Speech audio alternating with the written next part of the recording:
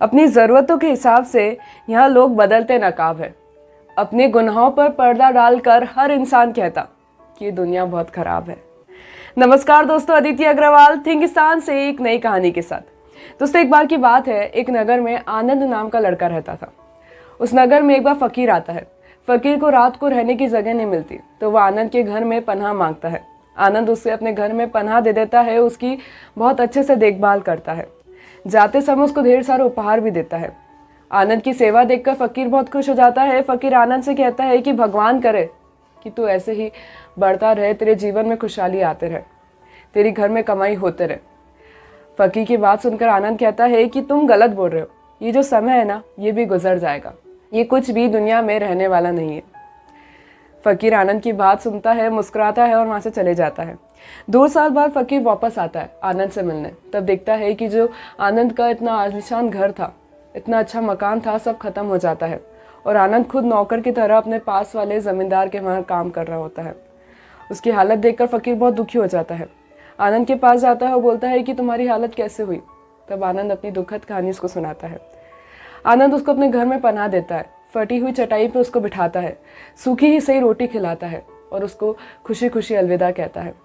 तब उसकी हालत देखकर फ़कीर बोलता है कि हे भगवान, ये तूने क्या किया। तब आनंद उसकी तरफ मुस्कुराता है और बोलता है कि तुम बेकारण ही चिंता कर रहे हो, ये कुछ भी वैसे नहीं रहने वाला है जैसे तुम अभी देख रहे हो। सब कुछ बदलने वाला है। समय की भी एक अच्छी आदत है, वो कभी एक जैसा नहीं रहता है। और वैसे भी महापुरुष कह के तो गए कि इंसान को भगवान के अनुसार चलना चाहिए, तो उसके जीवन में हमेशा खुशहाली बनी रहेगी।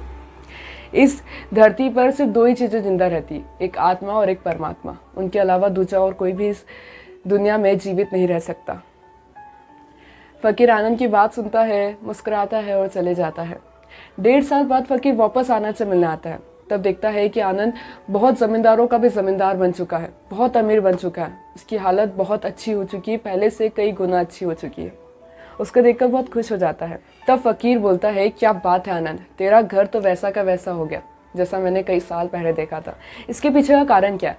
तब आनंद बोलता है कि जिस ज़मींदार के वहाँ मैं काम करता था, उस ज़मींदार का कोई वारिस नहीं था। मरते मरते सारी दौलत मेरे नाम करके चला गया। उसकी हालत देखकर फ़कीर बहुत खुश हो जाता है और आनंद से बोलता है कि चलो, जो भी हुआ अच्छा हुआ, भगवान ने तेरे साथ अच्छा किया, अब तू ऐसा कैसे रहे, मैं भगवान से यही प्रार्थना करता हूँ। तब आनंद मुस्कुराता है और बोलता है कि तेरी नादानी अभी भी ख़त्म नहीं हुई। तब फ़कीर बोलता है, क्या तुम ये कहना चाहते हो कि ये चीज़ भी ख़त्म होने वाली है। तब आनंद मुस्कुराता है और बोलता है कि इसमें कहने की कौन सी बात है, ये चीज़ कौन सी आजीवन है, इसको भी ख़त्म होना है। या तो ये ख़त्म हो जाएगी या तो फिर से जो अपना मान रहा है वो ख़त्म हो जाएगा और कुछ भी इस जीवन में रहने वाला नहीं है। तब फिर से फ़कीर उसकी बात को गौर से सुनता है और वहाँ से चले जाता है। 2 साल बाद वापस फ़कीर आनंद से मिलने आता है तो देखता है कि आनंद की मृत्यु हो चुकी है। घर था पूरा तबाह हो चुका है, बंजर सा बन चुका है। उसकी 2 बेटियां थी, उनकी शादी हो चुकी है, वो अपने घर चली गई है। उसकी पत्नी एक कोने में बैठकर रो रही है। फ़कीर की आंखें नम हो जाती है और वो कहता है कि कह रहा आसमान, ये समा कुछ भी नहीं, शबनमें रो रही है, नौरंगी जहाँ कुछ भी नहीं। जलते थे जहाँ जिनके वहाँ 1000 दिए, जलते थे जहाँ जिनके वहाँ 1000 दिए, कब्र के ऊपर झार है, अब निशान कुछ भी नहीं। वो दूसरे कमरे में जाता है और देखता है कि आनंद की तस्वीर पर लिखा था, आखिर में यह भी ख़त्म होने वाली है। दोस्तों, कितनी खूबसूरत सी बात है जो हमें कहानी सिखा रही है। क्यों ना हम भी आनंद की बात पर गौर करते हैं, आनंद के साथ अपना जीवन बिताते हैं। दोस्तों, याद रखिए कि ये समय भी गुजर जाएगा, बस ज़रूरत है कि हम थोड़ी सावधानी बरतें, थोड़ा सा ध्यान रखें। क्या पता आने वाले 2 साल बाद हमें इस बात का पछतावा मन में रह जाए कि काश थोड़ा सा ध्यान रखते, थोड़ी सी सावधानी बरतते, तो जो इंसान आज हमारे बीच में नहीं है वो हमारे साथ होता। इस बात का पछतावा होने से अपने आप को बचाना है ना दोस्तों, तो अभी थोड़ी सावधानी बरतनी ज़रूरी है। कि जिन्हें सोचकर कभी चेहरे पे मुस्कुराहट आ जाती थी, जिन्हें सोचकर कभी चेहरे पे मुस्कुराहट आ जाती थी, आज उनकी यादें आंखें नम कर जाती है।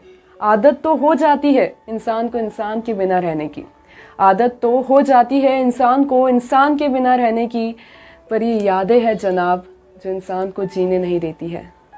और दोस्तों, वो कहते हैं ना कि जीवन का सबसे बड़ा दुख तब होता है कि जो इंसान आपको जीवन की सबसे खूबसूरत यादें देता है, वो इंसान आपकी याद बनकर रह जाता है। तो चलिए दोस्तों, खुद से एक प्रॉमिस करते हैं, अपने लिए ना सही अपनों के लिए घर में रुकते हैं। ये बीमारी बर्बादी नहीं है, ये बीमारी बर्बादी नहीं है, हम नादान हैं। जानते सब कुछ है तो फिर क्यों अनजान है। मुखौटे है हर इंसान के चेहरे पर, मुखौटे है हर इंसान के चेहरे पर, बदलते हजार बार रंग है तो क्यों ना एक नकाब फिर लबों पे लिए घर से निकलते हैं। तो दोस्तों आपसे निवेदन है, घर में रहिए, सुरक्षित रहिए, क्योंकि एक बार घर से निकले तो फिर घर में बैठने के लिए तरस जाएंगे और क्या पता जिस समय बैठेंगे उस समय कोई आपसे बहुत दूर चला गया होगा। हैशटैग स्टे स्ट्रॉन्ग इंडिया, ये वक्त भी गुजर जाएगा।